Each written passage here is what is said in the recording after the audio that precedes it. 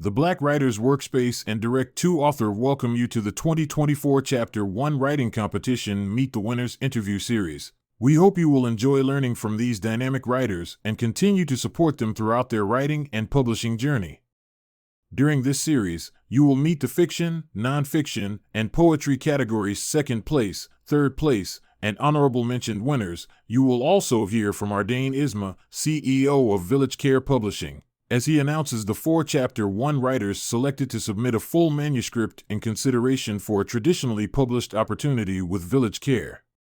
The interview series is hosted by author and founder of the Black Writers Workspace, Michelle D. Jackson. For information on the next competition, please follow us at Black Writers Workspace on Facebook and Instagram.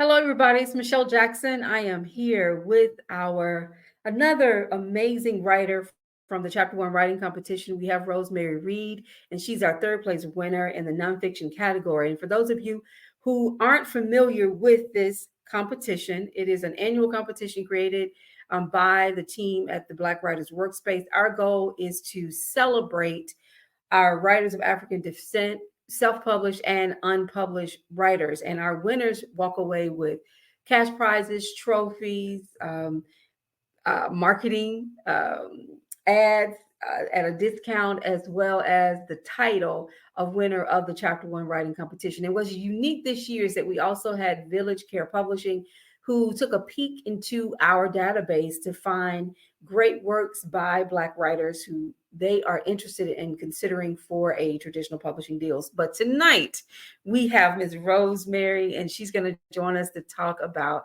her submission. Hi, how's everything going? How are you? Good.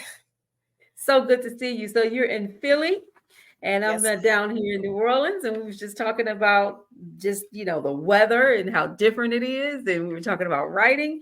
So happy to have you, and congratulations on winning third place in the nonfiction category. This is a big category because when we're writing nonfiction, we are telling these true stories. We're talking and we're sharing information, things that we know we feel we know for a fact, things that we want to put out into the world, and we want to educate and inspire. So tell us about your submission, The Silences Became Too Loud to Quiet.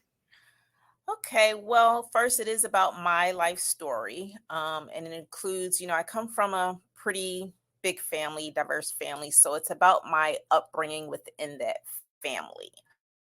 I was a child who was abandoned in foster care, adopted out by my grandmother, and that was a great thing, but I still had a lot of generational trauma to live through. In other words, I was living my grandmother's trauma, my father's trauma, my mother's absence, and all of that is kind of spun into this book.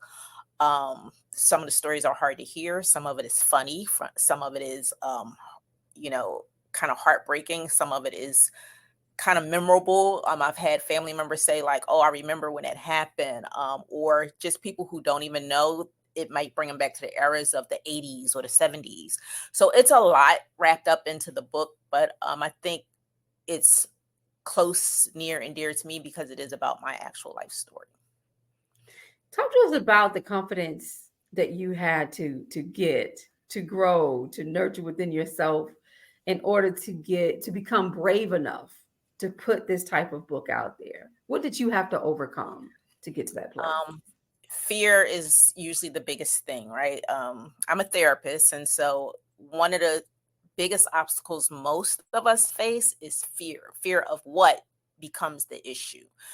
For me, it was a fear of people not believing me, particularly family members. Obviously, if you don't know me, you won't know whether or not it's true or not. But because it's a book that was near and dear to my heart, I didn't want to, it wasn't a book put out to hurt people. So I was afraid of hurting people. I was afraid of not being heard. I was afraid of being called a liar. I was afraid that people who, although they grew up with me, a lot of times people think, well, I grew up with you. I knew grandma. That's my grandmother. Like, is it true? Is this true? Like, that's my uncle, my father, he's loved by his nieces and nephews and other siblings. So, a lot of times because something happens to you, people think, well, I thought I was there. Like, how come I didn't know that?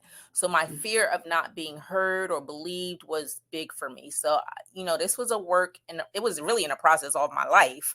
But I really started seriously thinking about publishing for the last 2 to 3 years. And I had to get up enough courage to kind of not care what people would think and just be able to put this book out there because I felt it was part of my healing and it was necessary for me. Whenever you're writing nonfiction, I believe that that's the biggest piece that you have to overcome is you're trying to explain something that you feel was a true situation that was painful. You are also, when you're writing nonfiction, you're providing a factual account of something, but it's on your side, your ideas about it. You're also educating people. And so writing nonfiction for those of you out there is not an easy thing. Because even if you're trying to inspire someone to become more faithful or inspire someone to be a better parent or telling your own story, in all of those situations, you have to be prepared for someone who's going to challenge your ideas, challenge your vision of it or your memory of it. So that's really tough. Very brave for you to even put your words on paper. One of the reviewers, and just to let everyone know, we had a host of reviewers that actually read each and every submission and provided numerical scores as well as actual feedback. That's what makes the Chapter 1 writing competition so different, is that we get this feedback from our editors and our beta readers who are a part of our review board, and we send their information, we send their comments back to the writer so that they can strengthen their work. That's the goal. But one of the reviewers said, "Beyond, thank you for sharing this piece with us. It was brave to display some of these accounts you experienced as a small child." Bravery. That's amazing. Talk to us about, since the book is out now, what kind of, I know you said, there were people who challenged or may have been concerned about some of the things you wrote, but talk to us some about all the positivity that you've heard, how you've helped people.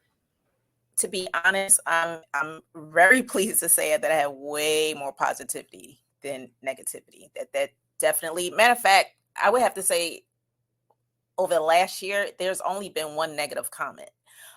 Everything else has been positive. People that I didn't even know would read, like friends of friends, family members of family members. One person in particular is an older woman, like an aunt to me. And one of the things she said is it took her back to her own trauma and how that was never dealt with, her own family generational trauma. And so I know that it's helped people because people have told me that, and that is what means more to me than anything in the world. And even the negativity, I really can't count it as negativity. I feel like it was just their own that person's personal feedback. It wasn't really meant to be negative about the book. It wasn't saying that anything wasn't true. It was more of just how they felt about reading it because they were part of the story, unfortunately. And maybe they didn't feel like it was in a positive light on their end. But at the end of the day, I had to let people know this is my truth. It's not meant to hurt anyone. It's, we're talking about things that happened years ago.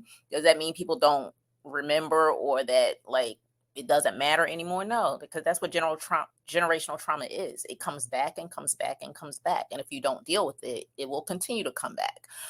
So part of it is getting people to realize, whether it's somebody personal to me or people that I don't even know, they're addressing their own generational trauma and this book is something that either helps them in some way, like gives them the courage to say, I can kind of address this too. You don't necessarily have to write a book to address it, but however you choose to address it, this book becomes empowering for you to do that. Excellent. Well, congratulations again. Congratulations on walking away with the third place in the nonfiction category. This is a big category for us. It doesn't get as many submissions as the fiction category, but it's definitely number 2 in the list. but we always get some amazing works that are just doing some great work and helping people to deal with their own traumas. We always say, people, we're writing through the pain. We're healing ourselves through these books. And it's more than just, getting a big publishing deal. It is literally being able to heal yourself and heal the community through your experiences. So, Ms. Rosemarie, thank you so much for being a part of it.